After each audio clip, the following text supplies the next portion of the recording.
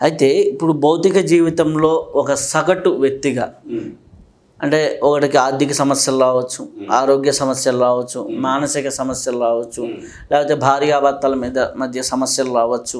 నాకు నిత్యం జాతకాల దగ్గరికి వచ్చేవన్నీ ఈ సమస్యలే ఉంటాయి. వాడు విద్యాపరమైన జ్ఞానం లేదని, వాడు సరిగ్గా చదవటం లేదని, ఇటువంటి సమస్యలు అనేది తరచుగా వింటూ ఉంటాం. ఈ తరచుగా వినేటటువంటి ఈ సమస్యలకి, సమకాలీన జీవన విధానంలో ఉండే సమస్యలకి, వీటికి యోగానికి వీటిని ఏమన్నా తీర్చగలదా? లేకపోతే ఈరోజు ఒకటి బాగాలేదంటే వెళ్ళి టాబ్లెట్ వేసుకుంటే తగ్గుతుంది, అది యోగం ఏమన్నా మార్చగలదా? వాడు సంసారం బాగలేదు, అదేమన్నా యోగం ఏమన్నా చేయగలదా? లేకపోతే ఇంకోటికి ఆర్థిక సమస్యలు ఉంది, దానికి ఏమన్నా యోగంలో ఉపాయం ఉందా?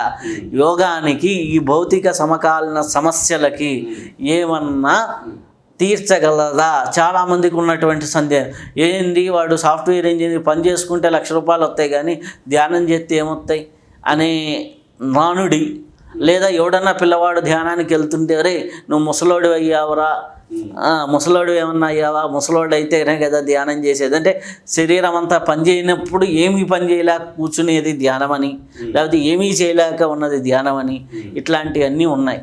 సో వీటన్నిటికి సమకాల సమస్యలకి యోగంలో పరిష్కారం ఉందా? ఖచ్చితమైన పరిష్కారం ఉంది. ముసలవాళ్ళు అయిపోయిన తర్వాత మీరన్నట్లు ఎందుకు పనికిరానటువంటి పరిస్థితులు ఎందు ఏదో ముక్కు మూసుకొని మూల కూర్చొని ధ్యానం చేసుకోరా, ఏదో ఫలితం వస్తుందిరే, ఏదో అవుతుందిరే అని చెప్పడం చాలా శుద్ధ తప్పు. ఎందుకంటే ఆ స్థితిలోకి వచ్చినప్పుడు వాడు ఇంటిలో ₹10 సంపాదించి పెళ్ళాన్నే పెంచలేనోడు ఇక్కడికి వచ్చి సాధన చేయడం అసాధ్యం. ఎందుకంటే వాడు పద్మాసనం వేసుకుని వాడు స్థిరంగా ఆ ఆసనం మీద కనీసం 2 గంటలైనా కూర్చొని చెక్కు చెదరకుండా, మనస్సు చెలించకుండా, వాటన్నిటినీ అదుపులో పెట్టుకుని వాడు సాధన చేయగలిగితేనే గమ్యం చేరగలుగుతాడు. ఉదాహరణకి నేను ఆశ్రమానికి వెళ్ళి గురువుగారి దగ్గరికి విద్య పొంది ముందు రోజు కూడా నాకు మైగ్రేన్ తలనొప్పి ఉండేది. వారు విద్య చెప్పిన తర్వాత నేను తుప్పల్లోకి వెళ్ళిపోయాను కదా, ఏకధాటిగా వారం రోజులు సాధన చేసేసరికి ఆ మైగ్రేన్ తలనొప్పి ఎగిరిపోయింది. 30 సంవత్సరాల క్రితం తగ్గిపోయినటువంటి ఆ మైగ్రేన్ తలనొప్పి ఈనాటికి నన్ను ఇబ్బంది పెట్టలేదు. అది ఏమైపోయిందో కూడా నాకు తెలియదు.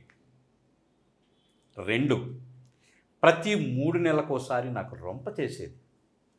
ఆ రొంపలో దగ్గు వచ్చేది. ఆ దగ్గుతుంటే ఇవన్నీ కదిలిపోయి విపరీతమైన జ్వరం వస్తుండేది. కుదుపుతోటి వచ్చేస్తూ ఉండేది. 4-5 దుప్పట్ల మీదేసి కప్పితేనే కానీ అది ఆగేది కాదు. అది మలేరియా ఫీవర్ ఏదో అంటారు కదా, అలాంటిది వచ్చేది. 30 సంవత్సరాల కాలమైంది నేను విద్య అభ్యాసం మొదలుపెట్టిన గురువు దగ్గర తీసుకున్న కాడి నుంచి చేస్తున్న సాధనలో ఇంతవరకు ఏ రోజు కూడా నాకు ఆ మలేరియా జ్వరం అనేది రాలేదు. ఏమండి, 3వది నాకు హైడ్రోసెల్ ప్రాబ్లం ఉంది.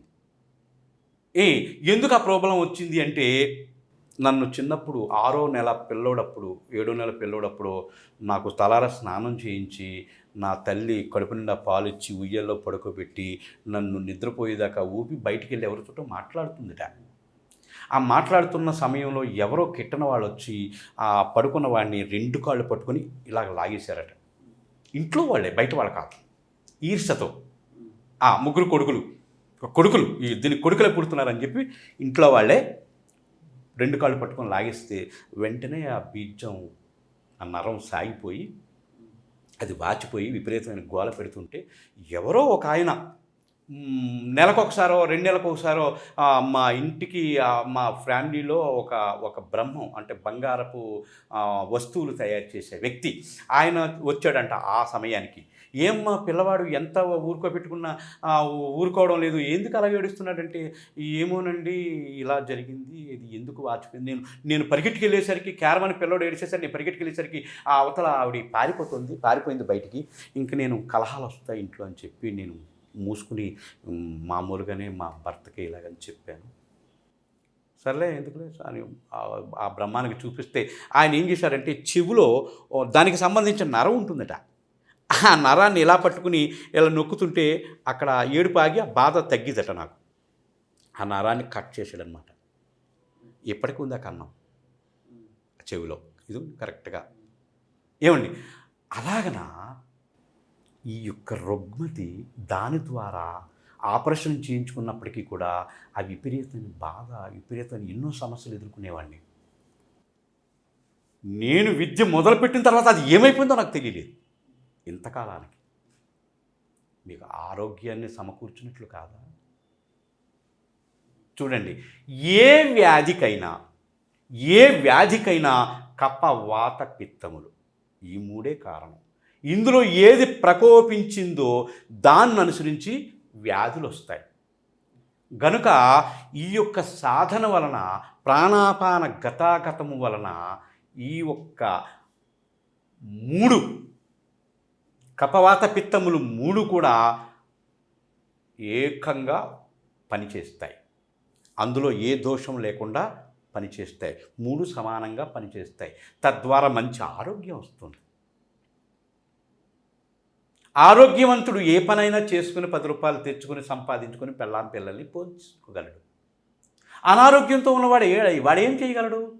అందువలన సాధన చేస్తే మంచి ఆరోగ్యం వస్తుంది కాబట్టి అలా కూడా వాడు భార్య పిల్లల సంసారాన్ని పోషించుకోగలడు.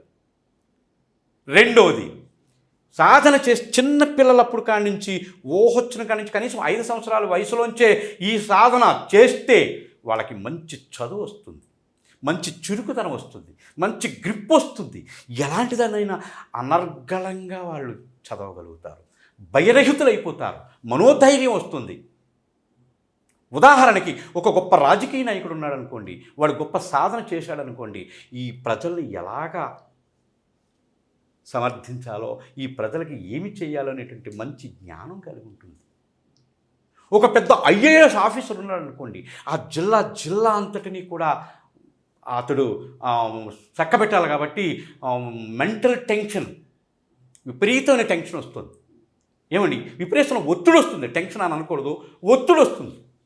సాయంత్రం ఇంటికొచ్చి, డ్యూటీ నుంచి ఇంటికొచ్చి శుభ్రంగా స్నానం చేసుకొని 1 గంట కూర్చొని సాధన చేశారనుకోండి, ఈ ఖర్చు అయిపోయేటువంటి ఈ ఎనర్జీ ఏదైతే ఉన్నదో అది మళ్ళీ తిరిగి పొందగలుగుతారు.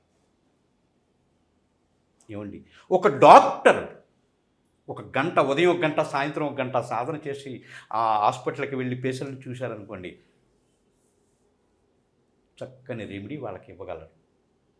ఒక లాయరు ఈ ప్రాణాపాన గతాగతము చేశాడనుకోండి, ఏమి మాట్లాడాలో ఆయనకు మంచి ధైర్యం వస్తుంది, మంచి ఆరోగ్యం వస్తుంది. ఇవన్నీ కూడా మనిషికి, మానవాళికి చాలా అవసరం, చాలా ఉపయోగం. చివరకు ఆ స్పిరిచువల్ అంటే భగవంతుడు అనేటువంటి ఒక తత్వాన్ని కూడా తెలుసుకోగలుగుతారు. మొదట ఆరోగ్యాన్ని పొందుతారు, అన్ని రకాల మానసిక, శారీరక లబ్ధిని పొందుతారు ఈ యోగం ద్వారా. చివరకు ఆ ధర్మాన్ని ఆచరించిన వాళ్ళు అవుతారని మన పూర్వీకులు వాళ్ళు పరిశోధన చేసి, వాళ్ళు అనుభవించి, ఆ తపస్సులో పొందినటువంటి జ్ఞానాన్ని మనకు చెప్పారు. వాళ్ళు కొత్తగా చెప్పలేదు కదా. ఇప్పుడు ఉదాహరణకి గుండెపోటు వస్తుందండి. ఏమండి, ఎందుకు వస్తుంది? గుండెల్లో కఫం పట్టింది. అది ఎలా పోవాలి? డాక్టర్ దగ్గరికి వెళ్తే నీకు వెంటనే ఆపరేషన్ చేయాలంటే సస్తామని చెప్తాడు. ఇక్కడ ఎంత రెమెడీ చెప్పారో చూసారా? ఆ ఒక్క నిప్పుకి 3 ఎల్లుల్లిపాయ రేకలు తీసుకుని 3 మిరియాలు అందులో కలిపి నూరేసి ముద్ద చేసి మింగి అరగంటలో నీ నొప్పి పోద్ది. అందుకు అది పనిచేస్తుంది. లవంగాలు, దాసం చెక్క, జాజికాయ, జాపత్రి ఇవన్నీ కూడా మసాలా దినుసులని ఎందుకు మీరు భయపడుతున్నారు? ఒక్కొక్కటి ఒక్కొక్క దాని మీద పనిచేస్తుంది. చూడండి, దాసం చెక్క ఉంది, బీపీని అప్ అండ్ డౌన్ అవ్వకుండా కంట్రోల్ చేస్తుంది. లవంగాలు ఉన్నాయి, మీలో ఒక రకమైనటువంటి ఉత్తేజాన్ని కలుగు చేస్తాయి. ఏమండి, వాజీకరణ శక్తిని కలిగి ఉన్నాయి అవి లవంగాలు. ఇవన్నీ తగుమాత్రం ప్రతినిత్యం వాడితే మంచి ఆరోగ్యాన్ని కలుగు చేస్తాయి. అంతేగాని ఇంతంత మొక్కలతోటి ఇంత మసాలా రుబ్బి అందులో వేసేసి అది ఒక పులగంలా తయారు చేసేసుకొని ఒళ్ళు మర్చిపోయి తింటే వ్యాధులు రాకపోతే ఏం చేస్తాయి? ఓహో, అంటే రోజు అంత దాల్చిన చెక్క తింటే ఆరోగ్యం, ఎక్కువ తింటే అంటే వాటి టీలో అంత దాల్చిన చెక్క వేసుకుంటే. అందుకే ఈవేళ మనము భగవద్గీతను ఒక సైన్స్ పరంగా తీసుకోండి. దానిలో యుక్తమైనటువంటి ఆహారం, యుక్తమైనటువంటి విహారం, యుక్తమైనటువంటి సంభాషణ, ఇవన్నీ సాధకుడు పట్లే కాదు, సంసార పట్ల కూడా అవసరం. ఒక సాధకుడికే ఎందుకు చెప్తారు మీరు? సంసారికే కావాలి. యుక్తాహార విహారస్య యుక్తచేష్టస్య కర్మసు యుక్తస్వప్నావబోధస్య యోగో భవతి దుఃఖః.